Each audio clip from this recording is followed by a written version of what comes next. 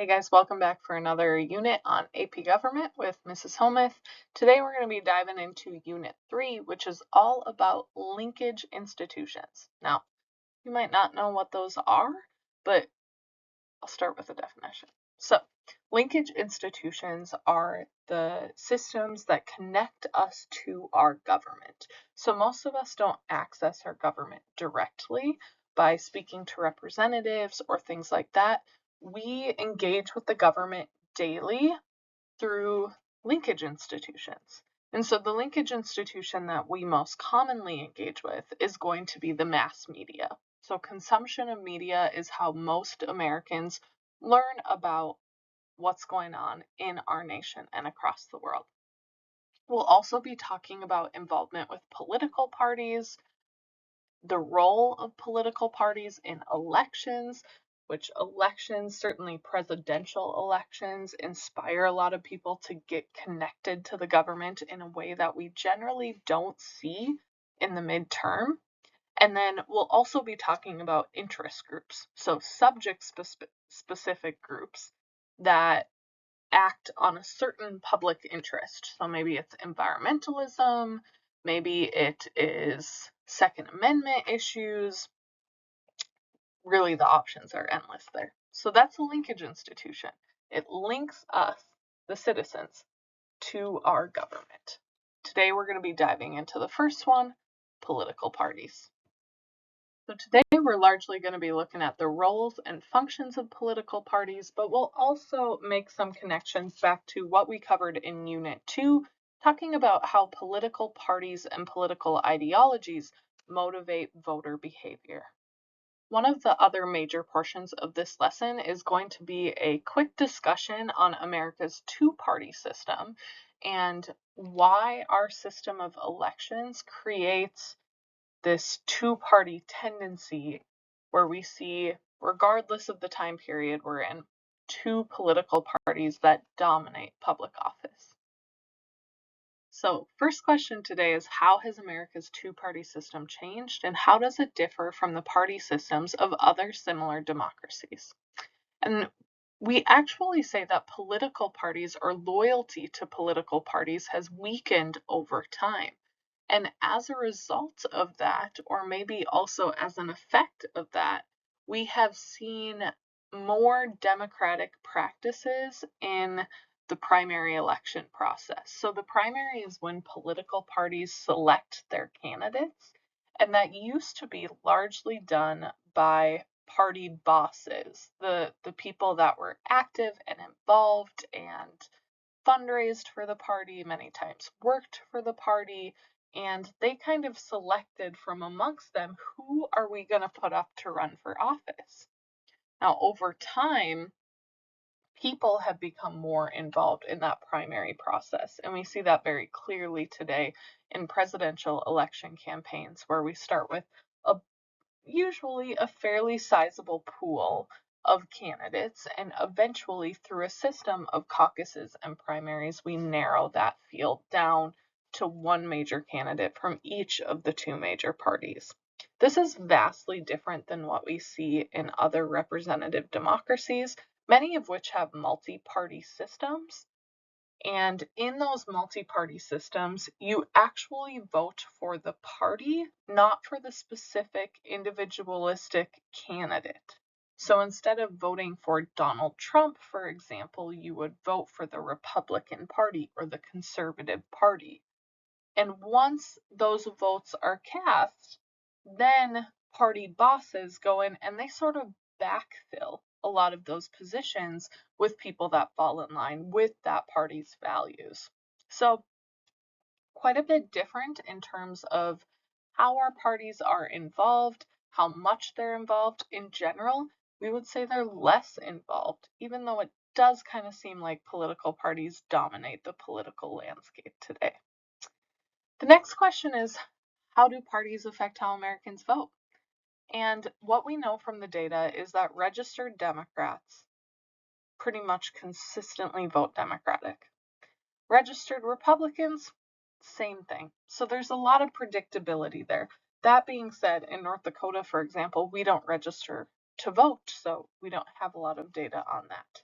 However, we also see that in recent years, maybe because of the polarization that exists in politics today, there's an increasing number of people that identify as independent and choose not to become a member of a certain political party. And so, amongst those groups of independents, split ticket voting is more common. So, that would be, for example, voting for a Democrat for president and a Republican for the US Senate.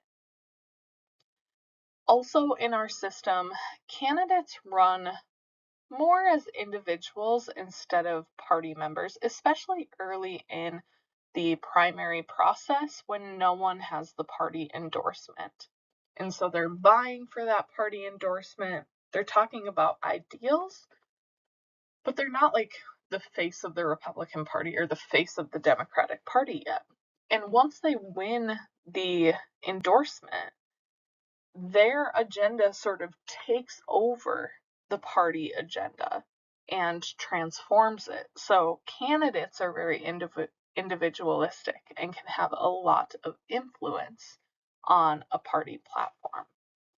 The next question was, did the founding fathers think political parties were a good idea? And the answer is no. In fact, George Washington denounced them in his farewell address. But ultimately, they became sort of just a side effect of reality. The reality of campaigns is that we got to figure out ways to organize our followers in order to win. And ultimately, the permanent system does not really find its place in American democracy until well into the 19th century. And we can see that there's been a lot of sort of different types of parties at different stages in American history up to that point, right? We have the Whigs for a little bit, the Democratic Republicans, the Federalists, so on and so forth. And they kind of hop around. And then basically, for the vast majority of American history, the Republicans and the Democrats have been the two core parties. So that two-party system becomes sort of permanent rather than serving the temporary purpose of electability. And then the final question is more of an opinion question for you, and whether or not you think America's two-party system should be reformed, abolished, etc. And it's an idea, right? But it's one idea that doesn't have a lot of validity unless we also change our system of elections. And we'll be talking about that throughout the notes today, and how our current system of elections is really unfair to third parties. Now, that's not to say that other systems don't have their shortcomings. They definitely do. For example, we'll see that those different multi-party systems can really empower small parties that have more extreme views, where the Republicans and Democrats today might need to find some middle ground, but we'll talk about how that polarization is changing as well. So I suppose I should give you a definition of political parties. Political parties are just groups that seek to elect candidates for public office. And they kind of exist in a variety of different roles. First, I think for a lot of voters, they're a label, right? Saying I am a Democrat or I am a Republican. They serve as a identification for voters in a lot of ways. But they're also formal organizations. They're organizations that recruit and campaign and volunteer for campaigns and kind of run the show start to finish. And then if they're successful in those campaigns, they hope to be a set of leaders, right, that try and organize and control the executive and legislative branches of government. So political parties are kind of multifaceted in how they serve our society. How have they changed over time? In terms of formal organizations, years ago, being a Democrat or a Republican was a serious commitment that people didn't necessarily take lightly or abandon easily. But we say over time, parties in the United States have become more weak, mainly because the laws and rules under which they operate have taken away a lot of their power over elections and voters. Likewise, voters have sort of lost their sense of commitment to party identification. So, as we get into the elections unit, we'll be talking about how the primary election process, in becoming more democratic, has also removed some of the influence that old style political parties did have. Now, we talked about exit polls in Unit 2, and we're going to do a little activity with exit polling in class. So this is my quick plug that if you are missing this lecture in class, that you reach out to Mrs. Homuth and get some copies of these exit polls so that you can complete the rest of the activity. So in that activity, once you have those exit polls, your directions are on this slide. You're going to draw some conclusions about who tends to be a Democrat, who tends to be a Republican, and make some notes if there's been any significant changes over time.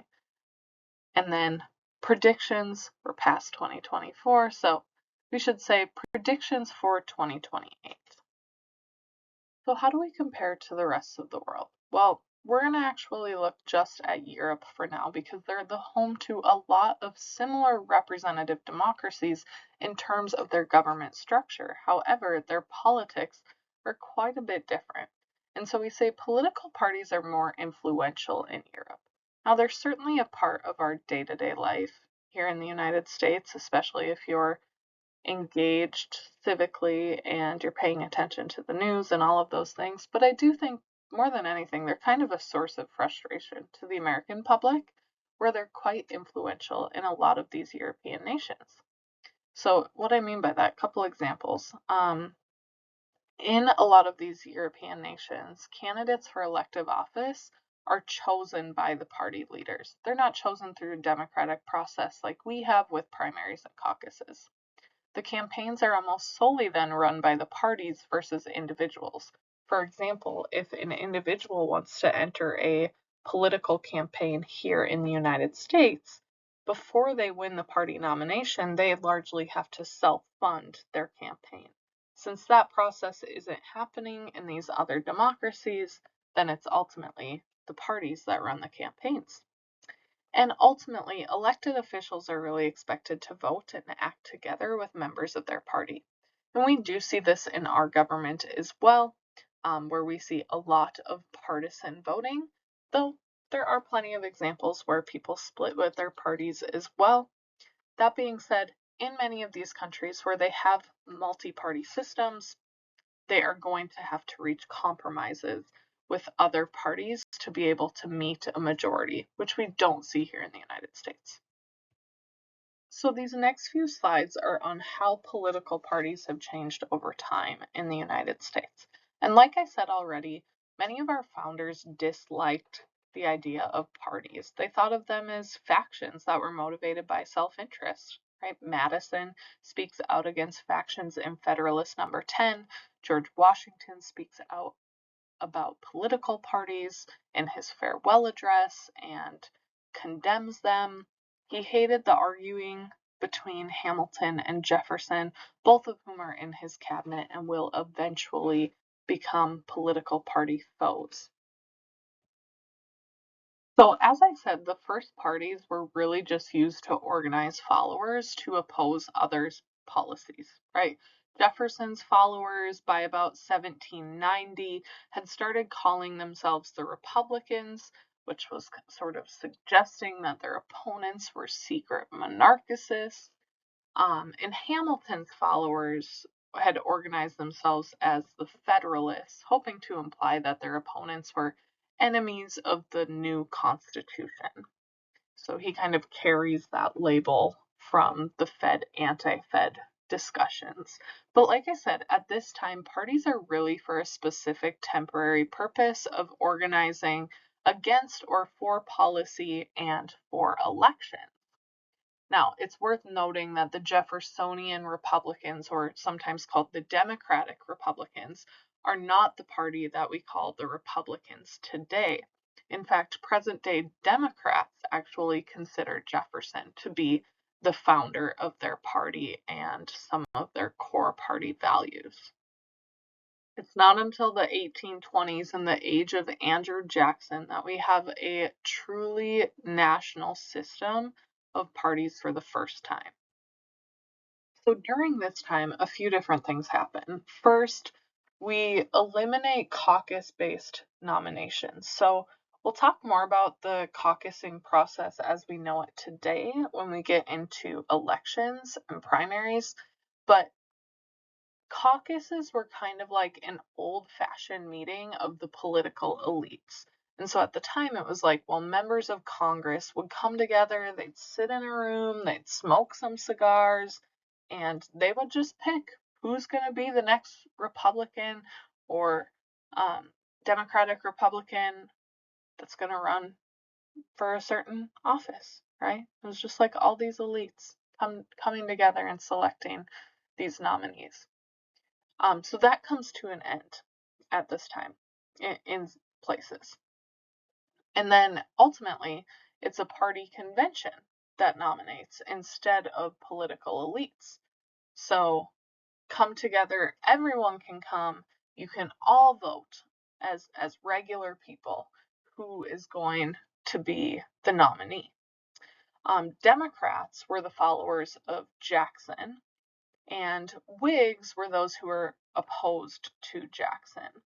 But ultimately, neither of these parties could withstand the deep split on opinions over the issue of slavery for the long haul. So they had kind of come about as pro-Jackson, anti-Jackson, kind of around the personality of this one person who's running for office, and then they fail the longevity test because ultimately there's divides within the party itself over the issue of slavery. When Andrew Jackson ran for president in 1828, more than 1 million votes were cast for the first time in American history. And this poster on your slide from the 1832 election was part of the emergence of truly mass political participation. Now, like I said, it's ultimately slavery and those deep divides in society that bring the end to the Jacksonian era.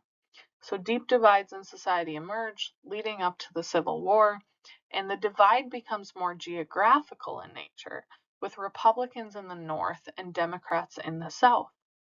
Many states at this time end up becoming one-state parties, where northern states were dominated by Republican office holders and southern states were dominated by Democratic office holders.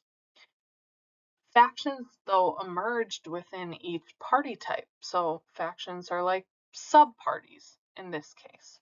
And the Republicans were divided into stalwarts, which were like the party regulars who wanted, politicians to develop party loyalty, and they would award jobs within government for being loyal followers. And then the mugwumps were like the progressive Republicans who opposed the traditional party bosses and party machines because it didn't ultimately allow for a lot of normal people to have the opportunity to rise to the top. And so progressives were advocates on the issues, and they sometimes took opinions that were unpopular amongst the rest of the party. So it's ultimately the progressive faction of the Republican Party that starts to curtail political parties and advocate for things like replacing the nominating conventions with primary elections. They advocate for nonpartisan elections at the city level. We still see that today, where we don't see a party label next to, for example, city commissioners or mayors or so on and so forth. And they start to use the mass media to attack partisanship. In the state of California, they adopt more examples of majoritarian democracy, like the initiative or referendum processes. They really were seeking to solve political corruption and corruption in society as a whole. But ultimately, they lack accountability and organization within their own faction, and ultimately, organization is key to having a strong, long lasting political party. Now, I mentioned that political parties shift some over time and their beliefs shift some. And so we say when voters become apathetic or they become more independent, they tend to de-align from political parties. They ditch their own party affiliation. And then when they tune back in and they decide to re-engage and they switch parties, they're realigning. So realignment is that process of becoming more independent and apathetic and then rejoining a different party. And usually, in these big periods of realignment, you see political parties shift a lot of their policy in response to what is happening there. Now, there's a few examples of major realignments in US history, but it by and large is a fairly rare thing. But this is usually how it goes. You have some sort of nationwide crisis or event. And so I'm going to use the Great Depression as an example because it cuts across every sector of society and has an impact. And then, as a result of that crisis, parties have to respond. They're the ones in office. They have to make some proposals to the American people and campaign on some new issues. And sometimes, if those issues are big enough, voters change their long-standing allegiances in light of their new reality. So a lot of the New Deal policies that come out of the FDR administration do help a lot of people that previously wouldn't have voted for a Democrat. And as a result, they change their long-standing allegiances. And when one party is really successful in their policy and in cutting across these divides within society, that one party can become really dominant for a number of years. So usually what happens as a result of realignment is either the other major party is defeated and disappears completely. That happens with the Whigs um, after the Civil War, right, or in that era. Um, but in the modern era, we more so see parties keep the labels, Republican and Democrat, and just sort of change their policy to appeal to voters in the next election. Now you can see how successful the New Deal coalition was in the power that it gave Democrats in Congress and the White House for decades. I mean, the New Deal coalition, we say, emerges around 1932, and it brings together not only union workers, but Northern black voters, Southern white voters, Jewish voters, a lot of people that had actually been Republicans for years up to this point shift their support over to the Democratic Party because they felt the impact of the New Deal policies.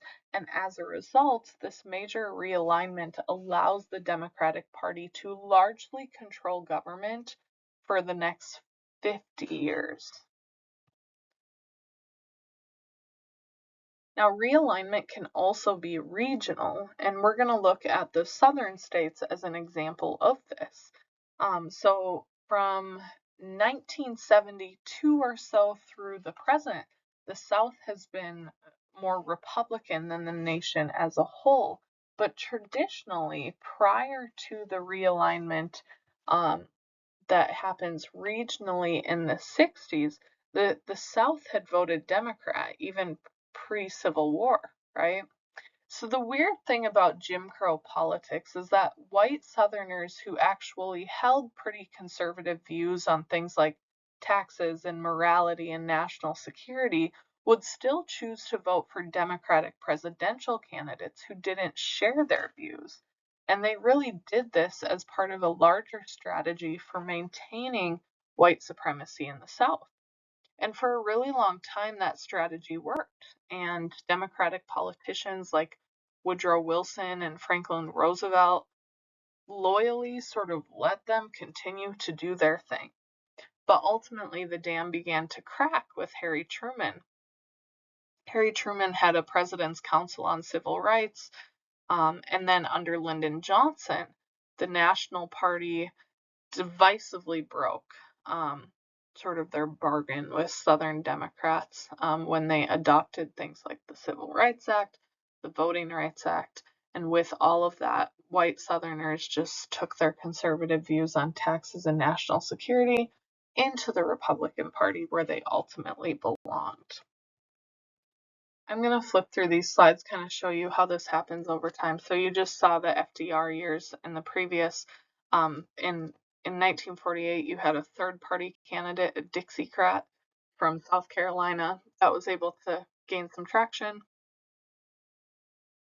There's some general appeal for General Eisenhower in 1952, plus growing disapproval of Harry Truman at this time.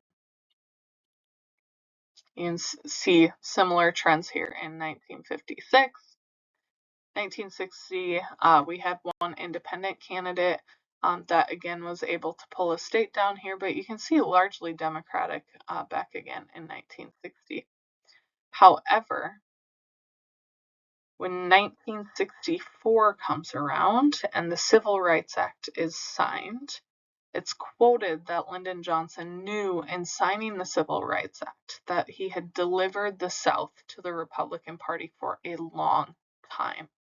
And he isn't going to be wrong about that. Many white Southerners, like we said, had those conservative ideologies, but they had sort of a system in place that kept them voting Democratic for a long time. This is going to be the example of the feds, in their view, sort of turning their back, and we can see what happens here. So this is 1964. After the Civil Rights Act is signed, 1968, 1972, completely red.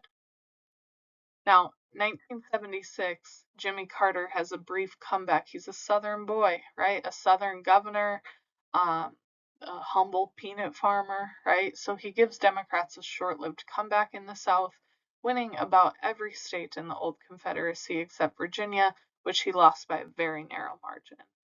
However, his 1980 re-election bid is going to be unsuccessful, and he's only going to win his native states of Georgia and West Virginia.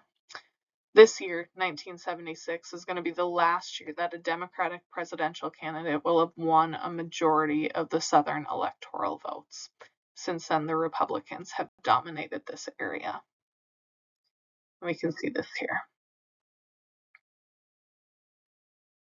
These are the Clinton years, 1992 and 96. Also a Southern boy. We know that people kind of tend to identify with people from their part of the country. 2000, 2004, George W. Bush is running for the presidency. So you can see he's from Texas. He dominates down here as well.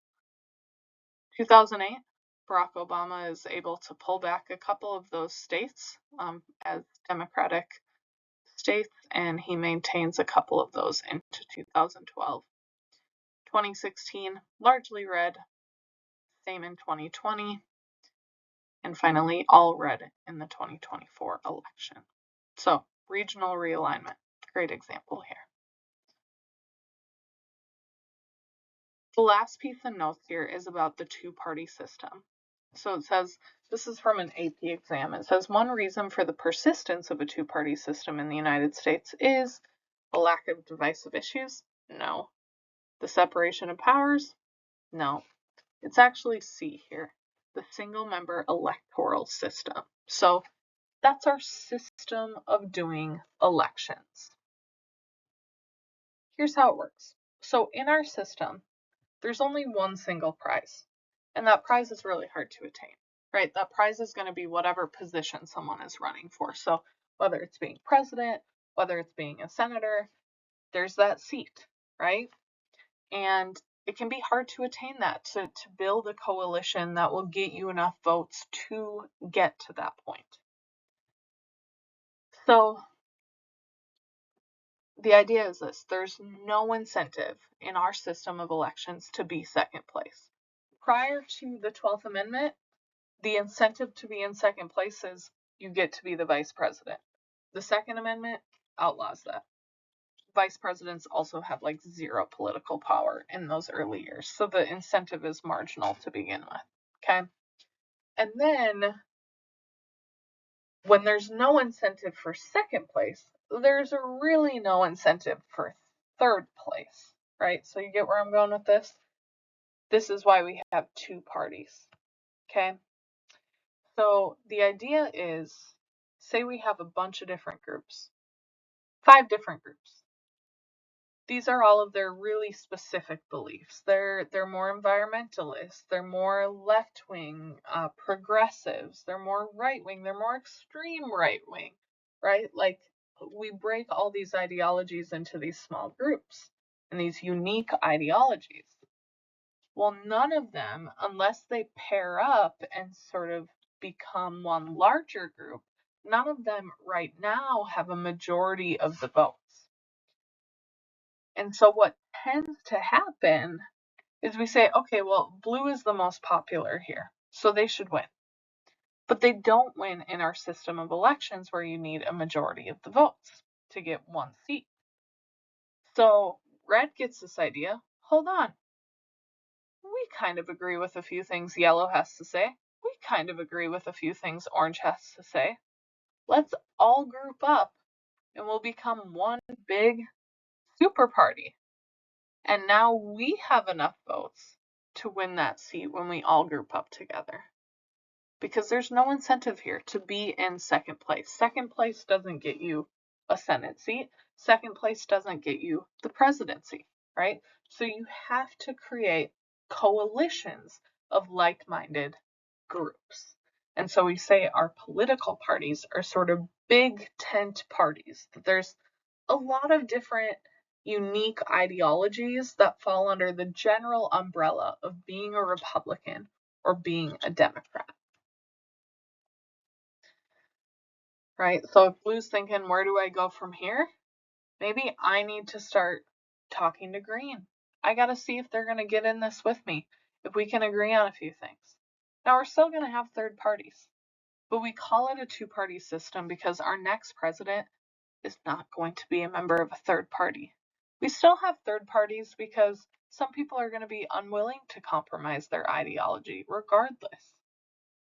But they're like standing for their values, and they don't care if that means they don't have a chance at winning office. So although there's more than two parties in the United States, we call it a two-party system because the next president will be of one of the major parties. Really, the only way to have a multi-party system is to change your way of running elections. We use single member districts where one person wins one seat. And so you would have to switch to a system where you're actually voting for the political parties, not the individuals. These systems of proportional representation. So say, for example, this is the outcome of the election. Well, then every group has won a certain percentage of seats within that national legislature. So say this is Parliament. Finishing with a 34% doesn't make you a loser in this system.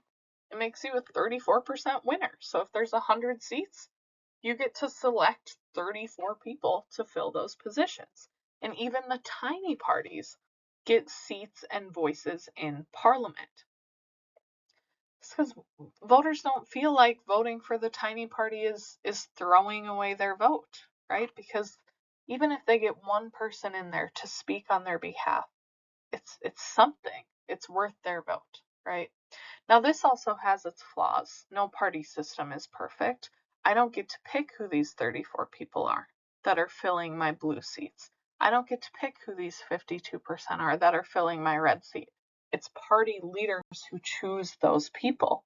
And so people aren't voting for the individuals, which we love to do in the United States. They are voting for the party.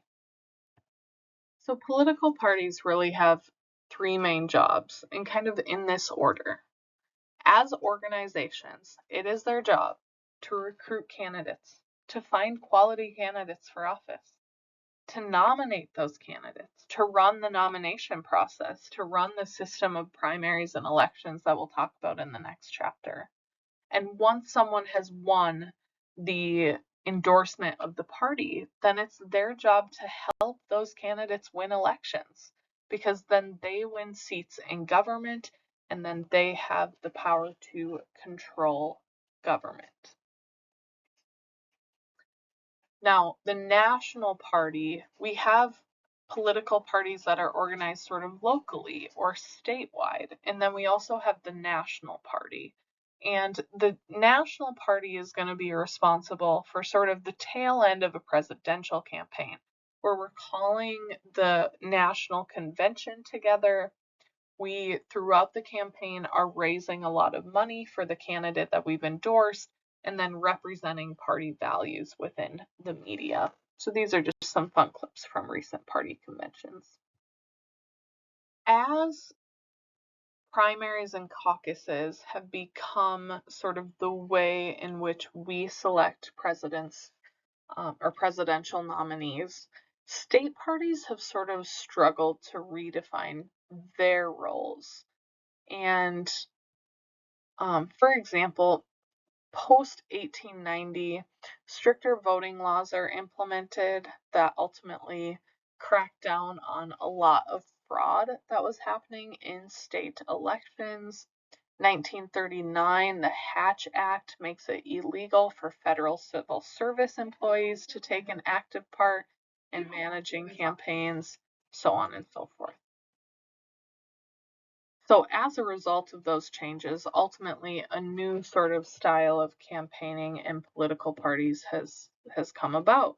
So we say this new style machine sort of just uses campaign funds to build loyalty to the party at all levels of the government, national, state, and local. And it tends to have a strong interest on the issues more so than the candidates, especially at the national level. So how can we get everyone to agree these are the issues that Democrats care about, these are the issues that Republicans care about, and how do we recruit candidates that fit within those issues and will spread those issues and get support for those issues nationwide. So less running of elections, more development of party platforms.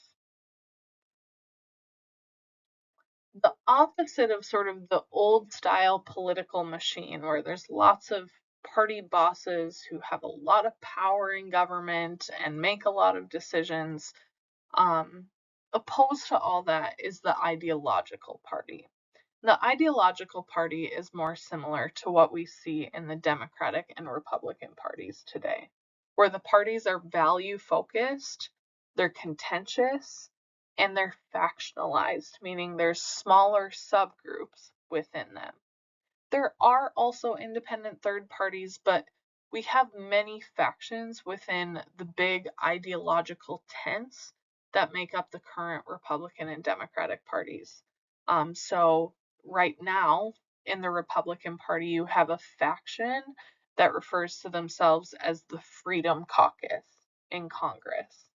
And they're going to be more right wing than the traditional moderate Republican in Congress. The Tea Party was another example a handful of years ago, and there might still be some Tea Party diehards around, but it was a subgroup of the Republican Party that had some true representatives and impact in Congress as well.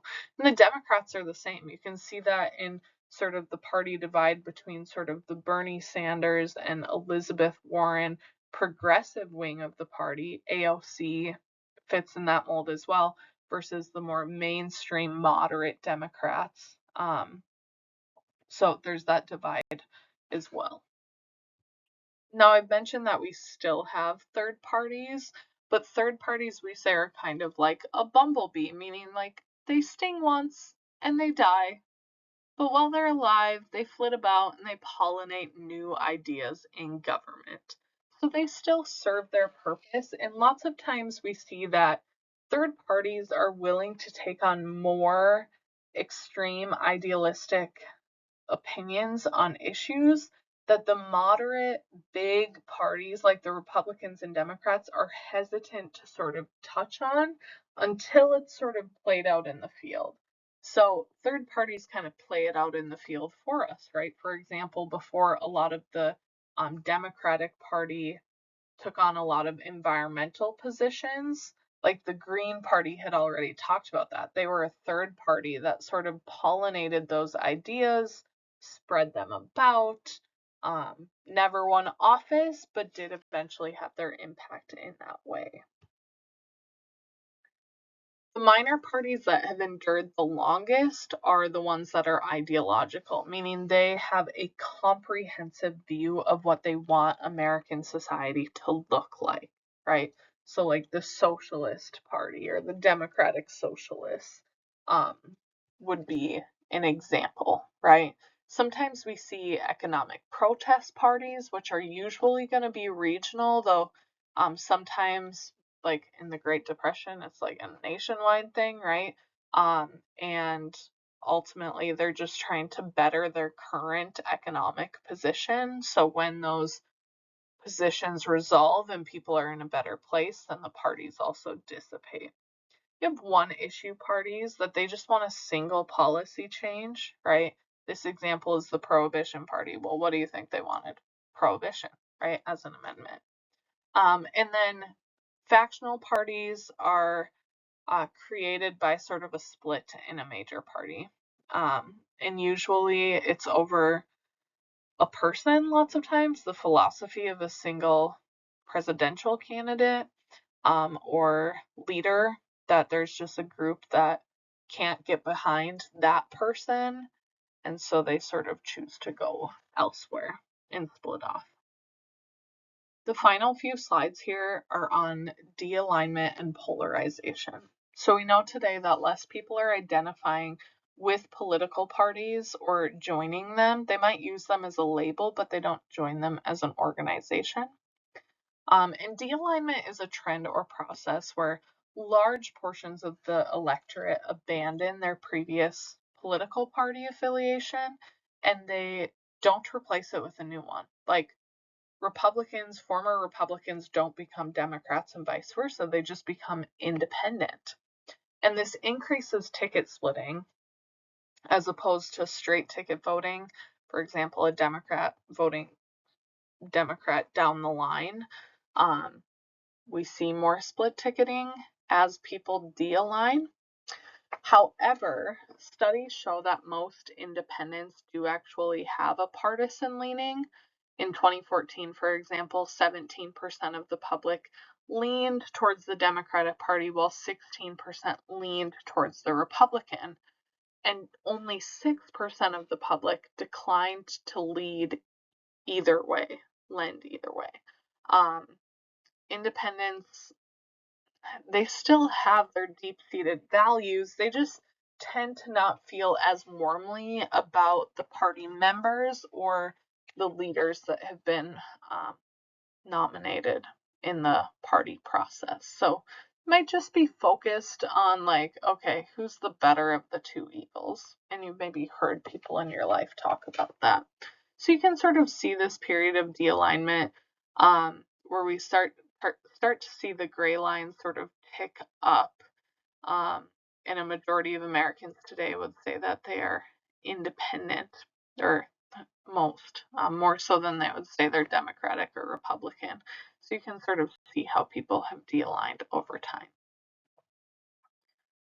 We've also seen heightened polarization, and this kind of shows the last 30 years. So polarization is just division into two sharply contrasting groups with different sets of opinions or beliefs, and we say polarization has increased over time. So what this is showing in the purple is the number of ideas that got bipartisan support in Congress, and you can see how those parties, sort of the party middle, has separated over time, leaving less and less areas of agreement within the middle. There's a great video on this as well if you look up Business Insider on divided Congress, a really great visual of how people have actually changed their votes and become more polarized in the last few decades.